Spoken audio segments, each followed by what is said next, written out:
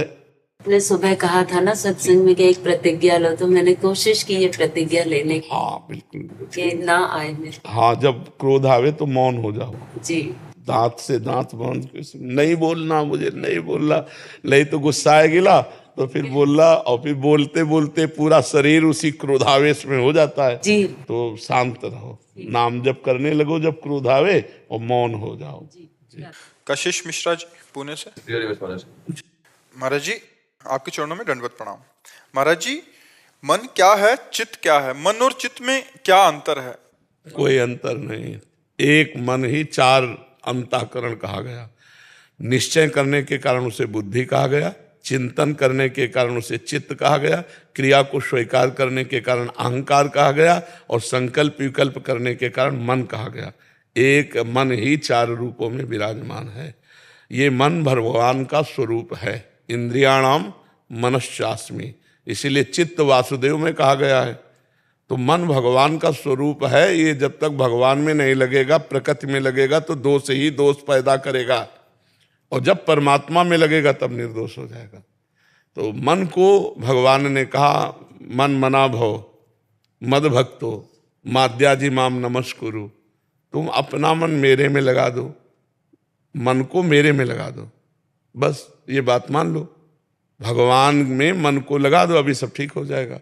अब कोशिश तो इसी बात की साधक करता है कि मन भगवान में लगे, नहीं लगता है तो बार बार लगाने का अभ्यास करता है। तो अभ्यास से वो मन पर विजय प्राप्त कर लेता है। भोगों से वैराग्य और अभ्यास, अभ्यास और वैराग्य के द्वारा मन पर विजय प्राप्त की जाती है। और जब मन निर्विषय हो जाता है तो वही भगवान का स्वरूप है। इंद्रियाणाम मनश्चास्मि भगवान ने कहा है।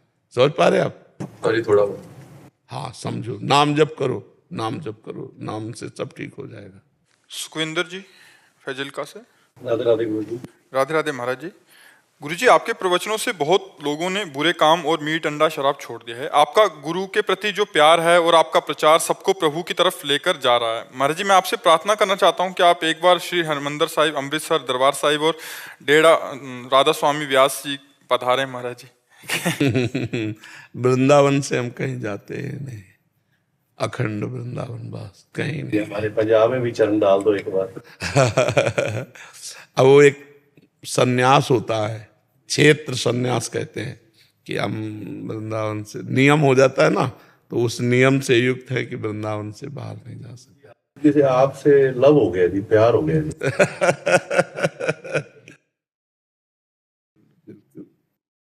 सबसे प्यार करो, सब में भगवान विराजमान है। नहीं गुरु जी, आपसे ज्यादा ही हो गया जी। गोवर्धन जी, जैसे आप परिक्रमा जाते हैं जी तो वो भी वृंदावन के अंतर्गत ही आता है? जी जी, हमारा वृंदावन 20 कोस है। गोष्ठ वृंदावन, गोपी वृंदावन, नवनिवृत्त निकुंज वृंदावन। मानो संपूर्ण 84 कोष ऐसे ऐसे देखो, ऐसे तो हम मथुरा भी उसमें आ जाएगा मान लेते हैं, क्योंकि 84 कोष परिक्रमा में है। तो हम जैसे जाते हैं तो बरसाने जाते हैं, नंदगांव जाते हैं, गिरिराज जी जाते हैं, इधर बंसी बट मानसरोवर, यही हमारा इतना ही जाना है। मरना मंजूर है, बाहर जाना मंजूर नहीं। स्नेहल ठक्कर जी। राधे राधे। राधे राधे महाराज जी। महाराज जी, आपके चरणों में कोटि कोटि प्रणाम। महाराज जी, मेरा एक प्रश्न है कि मानस जी की सुंदरकांड की चौपाई, जिसमें विभीषण जी प्रभु श्री राम जी से कहते हैं कि उर कछु प्रथम वासना रही, प्रभु पद प्रीति सरित सो वही। महाराज जी, इसमें भविष्य जी का क्या भाव है? जो लात मारा रावण ने ना, तुम पितु सरिस भले मोहि मारा, राम भजे हितनाथ तुम्हारा। जो उसकी समझ में नहीं आया रावण की, तो विभीषण जी ने मन में संकल्प किया, मैं सर्व समर्थ अखिल कोटि ब्रह्मांडों के नायक प्रभु की शरण में जा रहा हूं, और उनके बल से तेरा नाश कराऊंगा, इसी सिंहासन पर बैठूंगा। संकल्प किया था मन में, और कहा मैं राम की शरण में जा रहा हूं, कोई लंकावासी मुझे दोष ना दे, क्योंकि मैंने समझाने की पूरी चेष्टा की भाई और मंत्री होने के नाते, लेकिन ये समझ नहीं पाए। तो अब मैं राम की शरण में जा रहा हूं, अब मुझे कोई दोष ना दे। और भगवान की शरण में गए, जे ही भगवान के दर्शन किए, ये बड़ा पश्चाताप हुआ। कि ऐसे भगवान का प्रेम का भाव न रख करके हमने इस भाव से शरण ली लंकाधिपति बनने की। तो जे ही विभीषण जी गए तो लंकेश कहकर भगवान ने संबोधन किया। तो उन्होंने कहा कि प्रभु मानी बात हमने यहाँ, आप सत्य हैं कि उर कछु प्रथम वासना रही, प्रभु पद प्रीति सरित सुबही। अब आपके चरणों के प्रेम में वो बह गई वासना, आपके दर्शन मात्र से मेरा हृदय निष्काम, अब तो प्रभु अविचल भक्ति प्रदान कीजिए। तो भगवान ने उनको एक कल्प तक के लिए लंकाधिपति और अविचल भक्ति दोनों प्रदान किए। तो उर में हृदय में वासना विभीषण जी की थी, वही गोस्वामी जी लिख रहे हैं, उर कछ प्रथम वासना रहे। समझ रहे भैया? समझ रहे हैं महाराज जी। वो हम जैसे भक्त जो करते हैं ना, तो हम भगवान के जब दर्शन करने जाते हैं, जैसे विभीषण जी का भाव था, तो किस प्रकार, जैसे विभीषण जी की तो आसानी से बह गई, हमारी कैसे वैसे हो? विभीषण जी हर समय उठते बैठते सोते जागते राम नाम में डूबे हुए थे। इसी से हनुमान जी का हृदय द्रवित हुआ उनको दर्शन देने के लिए। राम नाम ते सुमिरन कीन्हा, हृदय हरस कपि सज्जन चीन्हा, ये सन हठ करिहो पहचानी, साधु ते होय न कारज हानि। ये साधु है, क्योंकि उठते बैठते चलते फिरते जो हर समय भगवान के नाम को जपता है वो साधु ही है। और नाम का ऐसा प्रभाव है कि नाम मन को निर्वासनिक कर देता है। विभीषण जी ने तो भगवान के दर्शन किए, तो भगवान से भी अधिक सामर्थ्य भगवान के नाम में है। जो ऐसे संत महापुरुष हैं जिन्होंने भगवत साक्षात्कार नहीं कर पाए हैं, पर वो निर्वासनिक हो गए हैं वो नाम के प्रभाव से। प्रतिपल वासनाओं का क्षय और भागवतिक सद्गुणों का हृदय में प्रादुर्भाव ये नाम के द्वारा होता रहता है। जैसे महान दुर्गुण से युक्त हिंसक प्रवृत्ति डाकू, मरा मरा मरा मरा मरा मरा, और ब्रह्मर्षि बन करके भगवान के चरित्र का लेखन किया, भगवान के अवतार के पहले ही चरित्र का लेखन कर दिया। तो ये सामर्थ्य कहाँ से आई? दिव्य सद्गुण और दुर्गुण दुराचार का नाश, समस्त वासनाओं का नाश, निर्वासनिक स्थिति नाम के द्वारा ही तो आई, और कोई साधन जानते ही नहीं थे। तो राम नाम में, कृष्ण नाम में, राधा नाम में, हरि नाम में, शिव नाम में संपूर्ण सामर्थ्य विराजमान है। यदि कोई श्रद्धा पूर्वक निरंतर नाम का रटन करे तो जो चाहे वो प्राप्त हो जाएगा, लौकिक पारलौकिक। यही परलोक सकल सुख पावत मेरी सो भैया, कृष्ण गुण संचु। जो भगवान के गुणों का गायन करते हैं, लीला का चिंतन करते हैं, नाम जप करते हैं, सा तरति सा लोकांतार्यति, वो स्वयं तर जाते हैं, समस्त लोकों को तार देते हैं। मम भक्ति युक्तो भुवनम पुनातु, मेरी भक्ति से युक्त लोकों को पावन कर देता है। भगवान के नाम में इतनी सामर्थ्य है कि रोम रोम पवित्र हो जाता है। जैसे गंगा जी के अवगाहन मात्र से मनुष्य निष्पाप होने लगता है, ऐसे भक्त के दर्शन मात्र से संत दरस जिमि पातक टने, दूर से ही देखा जैसे कल्पतरु समस्त कामनाओं की पूर्ति करता है, ऐसे संत जन है। गंगा पापम शशि तापम दैन्यम कल्पतरुस तथा, पापम तापम तथा दैन्यम हरति साधु समागमा। तो कौन सी सामर्थ्य संतों में आई? वो भजन से आई। जितना भजन किया भगवान का, उतना भगवत स्वरूप भगवत सामर्थ्य से संपन्न हो गए, और भगवान के दर्शन के पहले ही निर्वासनिक हो गए। क्योंकि निर्वासनिक हृदय में ही भगवत प्राप्ति की चाह होती है, और जब भगवत प्राप्ति की उत्कट लालसा होती है तो भगवान स्वयं कृपा करके तासा माविर्भूत छौरी, इसमें मान मुखाम्बुजा पीताम्बर धरा सृग्वी, साक्षात मनमथ मनमथा। हम लोगों में कमी है कि नाम जब तो कुछ न कुछ चल ही रहा है, लेकिन वर्तमान में भोग भोगने की इच्छा और भविष्य में भगवत प्राप्ति की इच्छा, इसी से हमारा घाटा हो रहा है। भगवान को वर्तमान में प्राप्त नहीं करना चाहते, भविष्य में तो बड़ा घाटा हो जाता है, वो साधक कभी सफल नहीं हो पाता। जो वर्तमान में भगवान के लिए विकल है तो फिर वो आगे बढ़ जाता है। वर्तमान में मुझे नहीं चाहिए, नहीं खान पान ते भावे है, नहीं कोमल वसन सुहावे, सब विषय लगे ते खारा है, हरि आशिक का मग्न है। दीक्षा शर्मा जी, जम्मू कश्मीर से। श्री हरिवंश महाराज जी प्रणाम।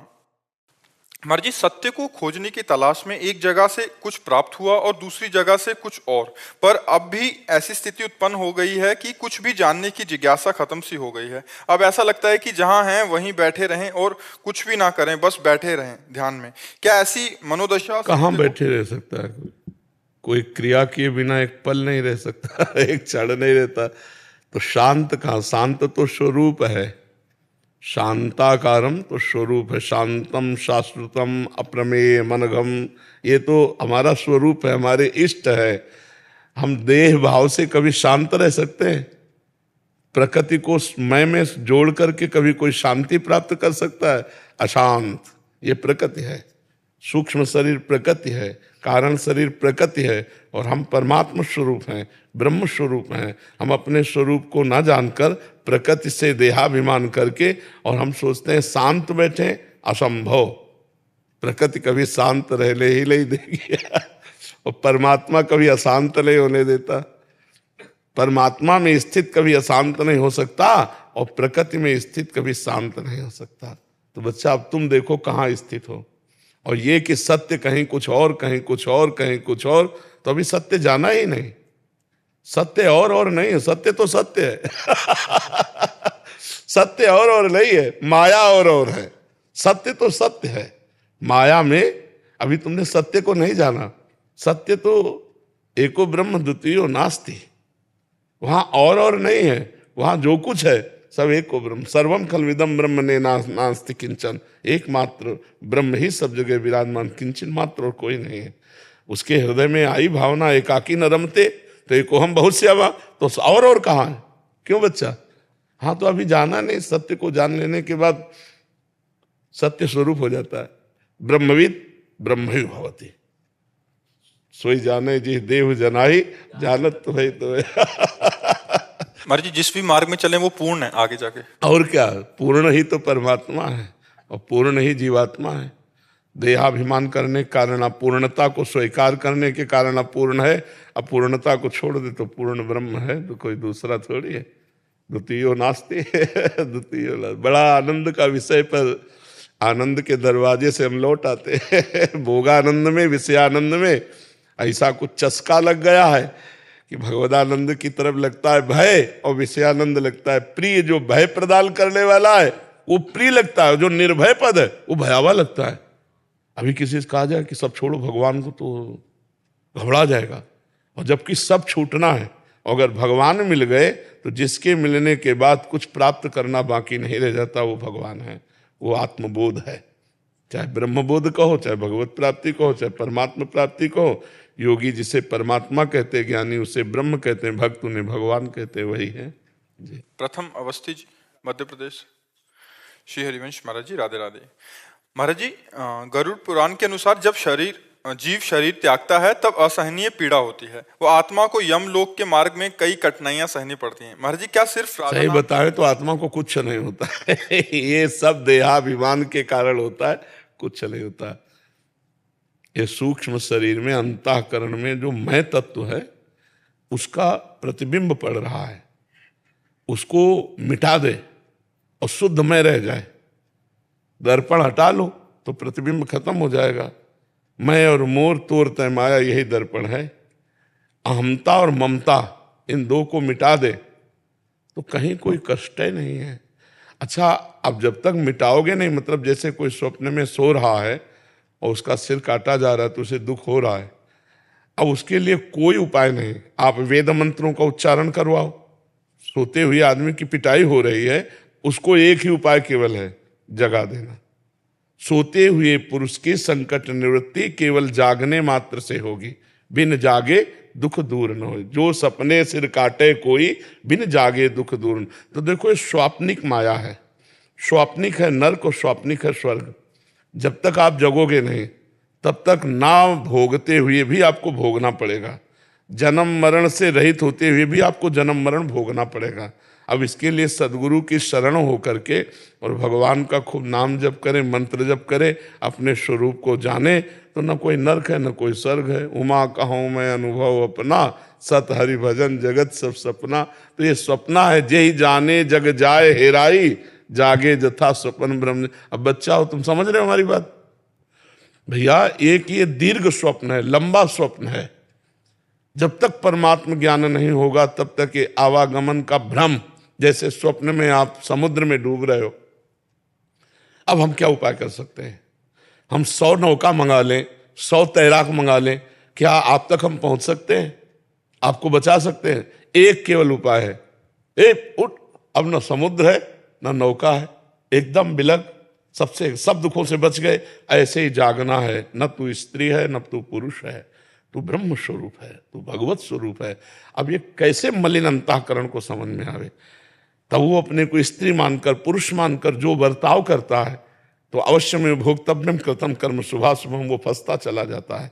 अब सद्गुरु मिल जाएं और उनके द्वारा शुद्ध ज्ञान का मार्ग मिल जाए और उस ज्ञान प्राप्ति की साधना मिल जाए, ये सत्य नहीं है। नाम उसका सत्यलोक है, ब्रह्मलोक को, लेकिन आब्रह्म स्तंभ पर्यंतम सर्वम मायामयम जगत, तिनके से लेके ब्रह्मलोक तक सब मायामय है। आब्रह्म भुवनान लोकान पुनरावर्तिनो, तो आवागमन युक्त सब माया है। जो आवागमन रहित है वो भगवान है, वो पर ब्रह्म का धाम है। तो हमें लगता है नाम जप करो और सत्संग सुनते रहो, शास्त्र स्वाध्याय करो, परोपकार करो, इससे बच जाओगे। ना नरक जाना पड़ेगा और ना कोई दुख भोगना पड़ेगा। भक्तों का जब शरीर छूटता है तो जैसे विशाल गजराज के गले से फूलों की मल्ली माला टूट के गिर जाए, उसे पता ही न चले, ऐसे शरीर छूटता है। और ज्ञानी तो पहले ही छोड़ देता है। जीवन मुक्त का मतलब क्या है? शरीर राग रहित। जैसे सांप की केचुल से सांप को कोई मतलब नहीं होता, ऐसे ज्ञानी को अपने शरीर से, देह भाव से कोई मतलब नहीं होता है। फंसता है बीच वाला, जो ना एकदम मूर्ख है और ना एकदम ज्ञानी है, वो बीच वाला पिसता है। जो एकदम पागल है उसको तो न ब्रह्म से मतलब न माया से मतलब है। सिर्फ राधा नाम से इन बाधाओं का, पीड़ाओं का, कठिनाई विश्वास कर लो, भगवान का नाम भगवत स्वरूप है। जो नाम प्रिय लगे विश्वास कर लो तो सब काम बन जाएगा। विश्वास से बात है, बिन विश्वास भगति नहीं, ते बिन द्रवहि न राम, राम कृपा बिन सपल्यों, जीव न लह विश्राम। बिना विश्राम प्राप्त हुए हमारा ये आवागमन चक्र नहीं छूटने वाला। पायो परम विश्राम राम समान प्रभु ना, ये विश्वास से होता है। कि आत्मा 13 दिन तक भटकती रहती है अपने परिजनों के बीच में। अरे हम कह रहे 13 दिन नहीं, 13 कल्प तक भटकती विश्राम कहाँ प्राप्त होता है? विश्राम तो भगवान के चरणों में। ये सब छोड़ो, परम विश्राम की बात करो, भगवान के चरणों का आश्रय लो, भगवान का चिंतन करो। इसी जन्म से मिटा दो आवागमन। अभी अवसर है, मनुष्य जन्म को पूरा अवसर है। अभी जितनी श्वासें हम इतने में भगवत प्राप्ति कर लेंगे। मान लो हम एक बार बोले राधा और मर गए तो हमें भगवत प्राप्ति हो जाएगी। अंतामति सुगति। हम हर श्वास में भगवान का चिंतन करें और अगर हमारा श्वास आखिरी है तो हमें भगवत प्राप्ति हो जाएगी। ठीक है। महेश पुरोहित जी, राजस्थान से। महाराज जी राधे राधे, आपके चरणों में कोटि कोटि प्रणाम। गुरु जी, इस सृष्टि में क्या किसी का भला करना गलत बात है? क्यों बाद में पछताना ही पड़ता है भला करके? क्योंकि आप थैंक यू चाहते हो भला करके, इसलिए पछताना पड़ता है। यदि आप थैंक यू ना चाहें तो नेकी कर दरिया में डाल, हमें आपसे क्या मतलब? हमने आपको पानी पिला दिया, आपकी प्यास बुझ गई।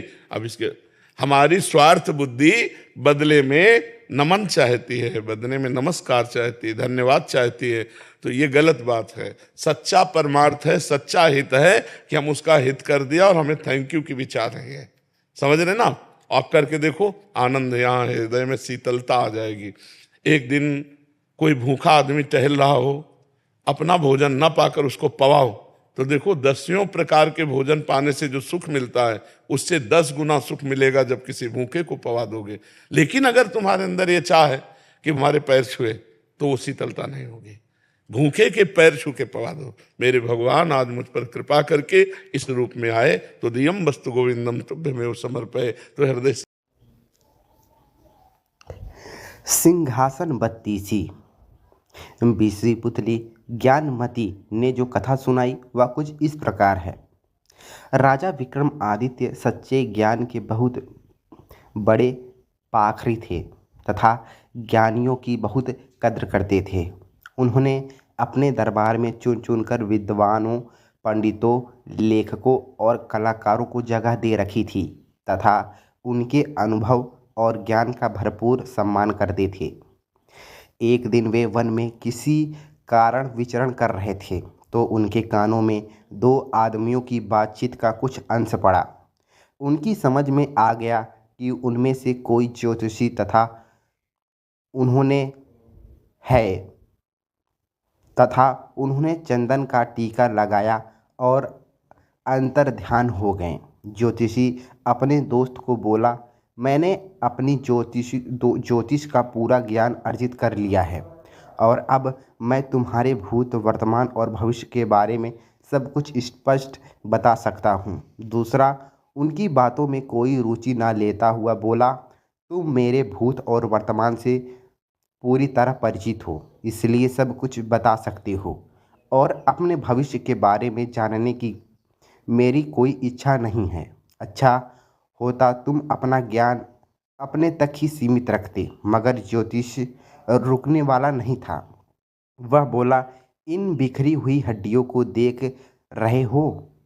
मैं इन हड्डियों को देखते हुए बता सकता हूँ कि ये हड्डियाँ किस जानवर की हैं तथा जानवर के साथ क्या क्या बीता। लेकिन उसके दोस्त ने फिर उसकी बातों में अपनी रुचि नहीं जताई। तभी ज्योतिषी की नज़र जमीन पर पड़े पद चिन्हों पर गई।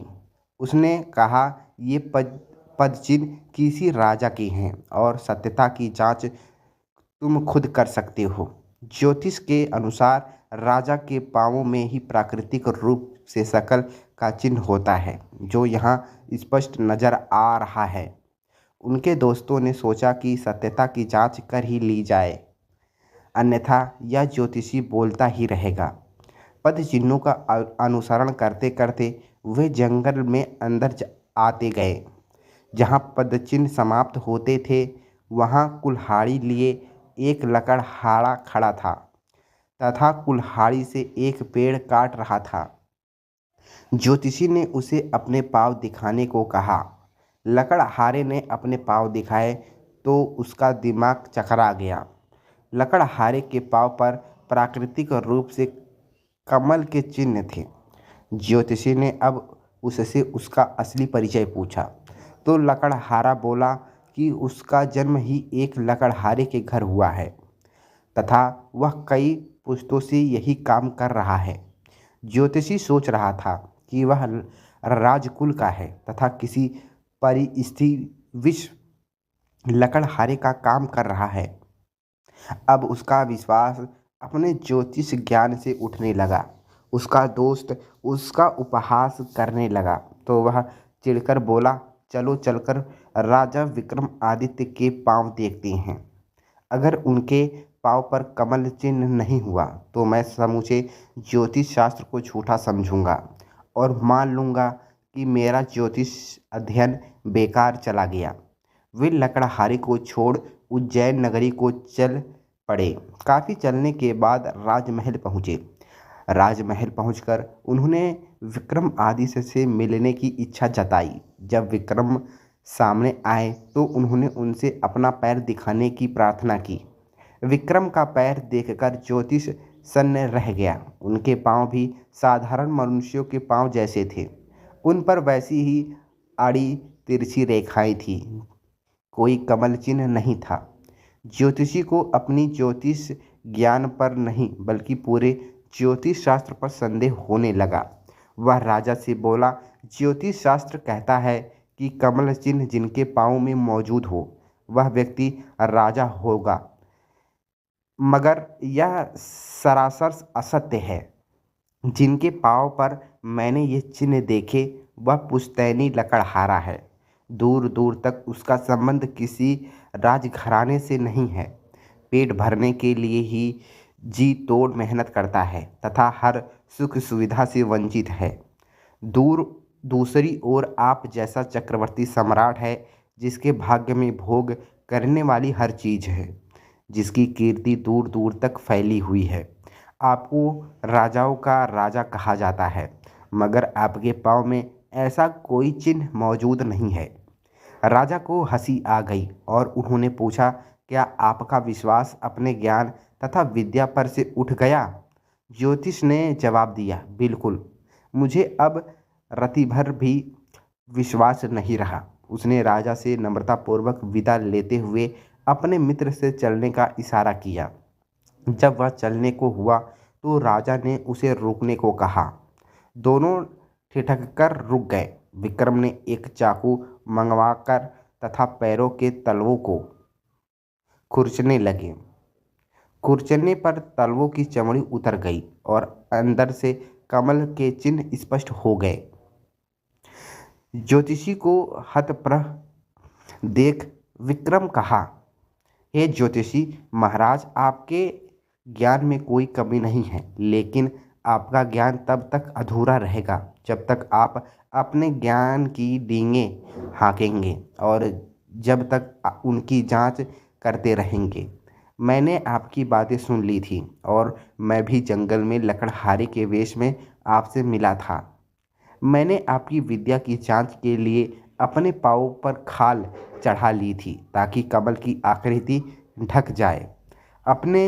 आपने जब कमल की आकृति नहीं देखी तो आपका विश्वास ही अपनी विद्या से उठ गया। यह अच्छी बात नहीं है।